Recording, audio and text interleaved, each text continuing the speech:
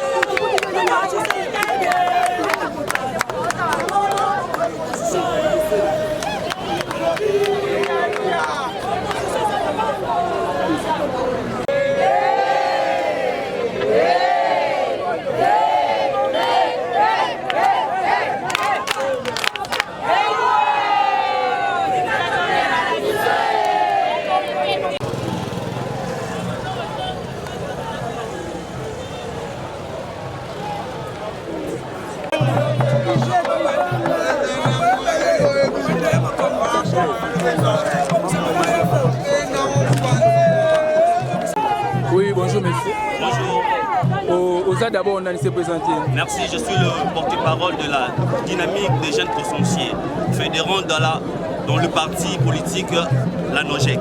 Nous sommes venus ici pour soutenir l'opposition républicaine pour cette marche due au processus électoral. Donc nous sommes pour ces processus électoraux et non pour le glissement électoral. Voilà. Alors pour ceux qui pensent qu'il y aura glissement, vous en tant que membre de DIPO, quel est votre avis? Non. Pour ceux qui... Nous partageons en fait notre avis, le président du parti veut à ce qu'il y ait au moins la continuité de ces processus électoraux. Merci. Lingala, le président Sinawa ezali nini? Bis nazali molobeli ya dynamique, ya ba jeune pour baza conscient et puis tous en la kati il y a parti la NOJEC. Oui, quand même na président Constant Mutamba. Doit awa pour na marcher pour toloba oui na continuité ya processus électoral oyo bande ko na biso mususu ya baza na opposition mais malgré toujours partager la même avis ou ba bazolo ba que non passer na glissement ou bazolo na glissement ya processus électoral biso tout les meli likanisi wana yango toujours marcher na journée ya lelo. Merci. Merci.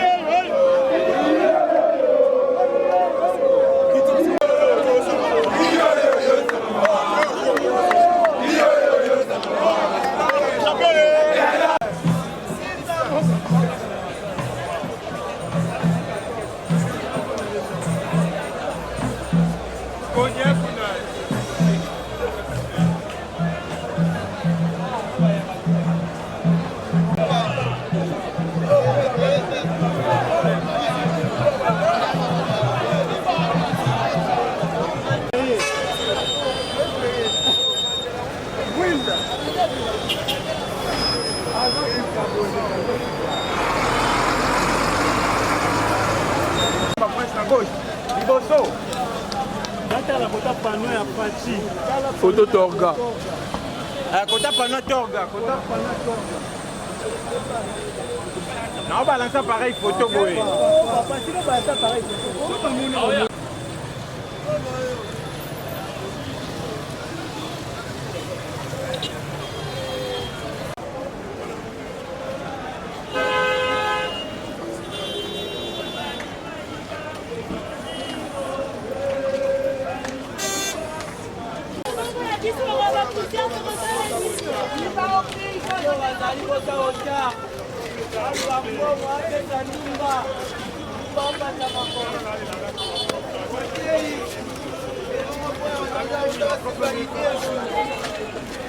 On ne fait pas de dialogue dans ce pays.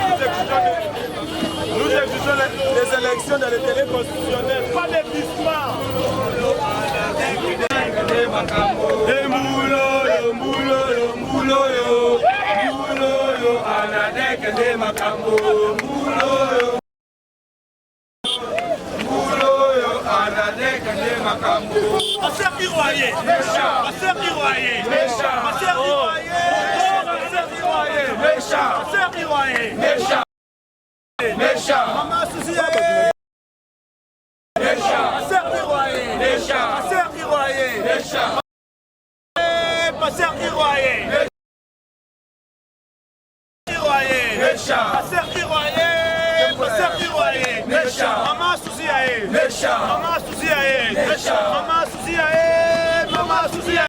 Ouais, bonjour pasteur. Oui, bonjour. Kombo nani? Kombo pasteur Hiro Kabea. Ouais, Ozali nani? Azali candidat député ya Anadek. Voilà, présence na awa ezali ya quoi? Oye, awa na marche wete soutenir élection et salama na 2023. L'élection c'est en 2023. Tandis que Balinga Moussou Bazo douté dans l'élection qui est au Salamati. Et mata ekita élection ezali na kosala mayango ndete ko tenir seni na biso kwete azala na lombango nyonso élection esala na 2023. Merci beaucoup. Merci beaucoup.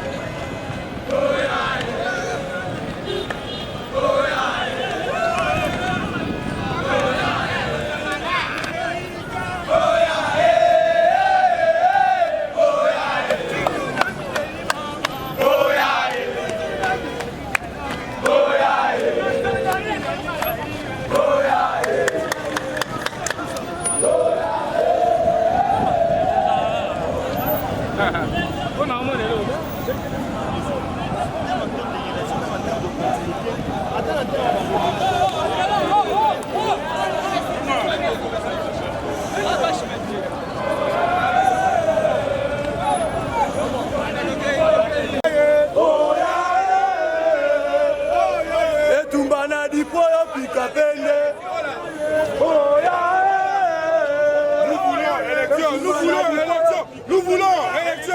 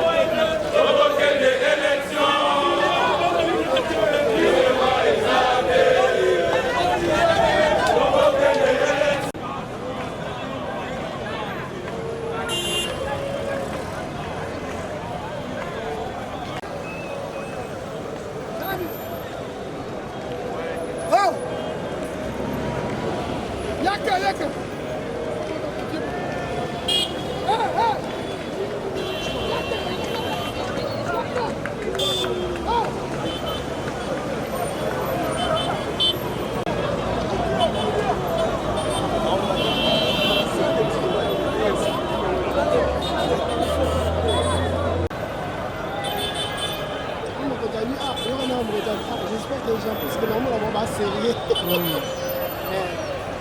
On va serrer. Zéro du bac.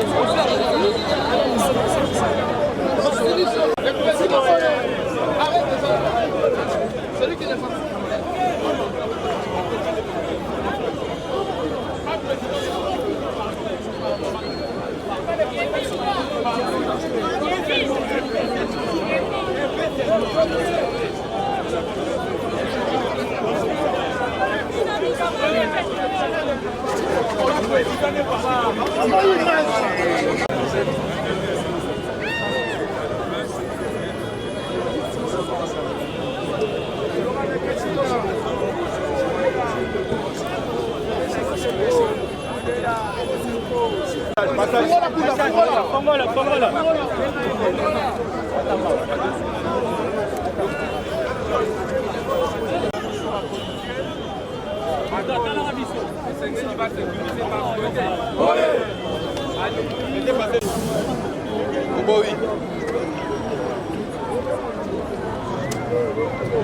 a éviter affrontement na police na biso. On a éviter ba blessé na kati ya ba militant. Toko senga autorisation na bino. Toko kako arrêter awa, tosuka awa. Boete? Boé. Ça m'a beaucoup.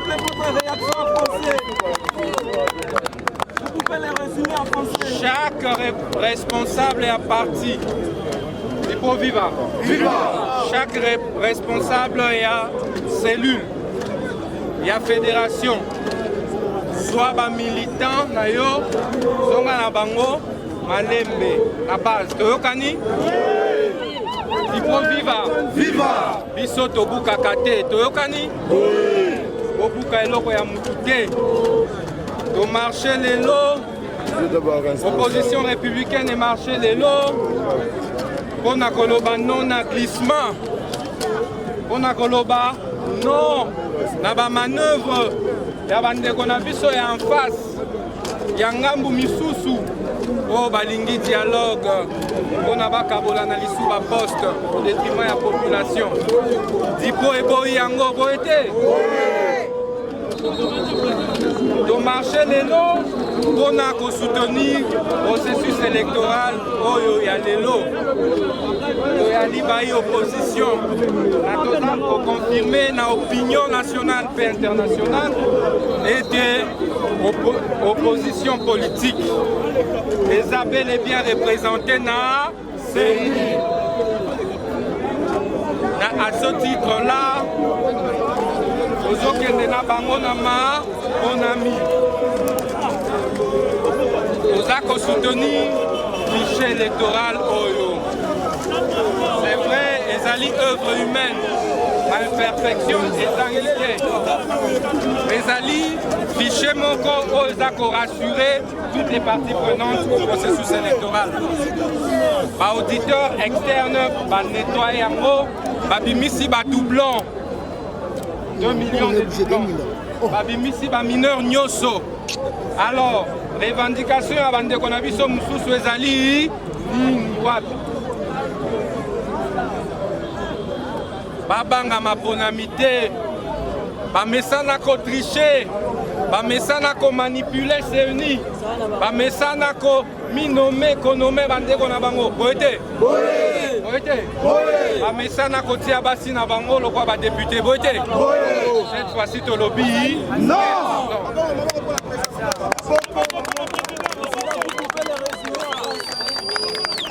CENI Oyalelo, et CENI Moko sous dictat. Il y a un désoppé Sabango qui pélait. Opposition républicaine et que ça la meeting populaire. Toujours Kana. Après action à l'élo, démonstration de force nous au salut. Donc on continue dans bango boti na élection. Ziwapi? Mathieu, Mathieu, opposition viva. Viva. Ipo viva. Viva. Ipo viva. Viva. Viva. Viva. Natondi bino botondi. Namba pambola. De la CENI.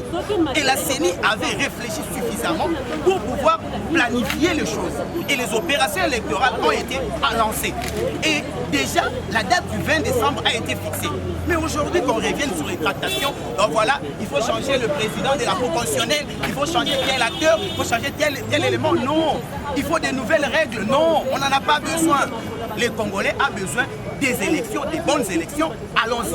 L'opposition républicaine est prête.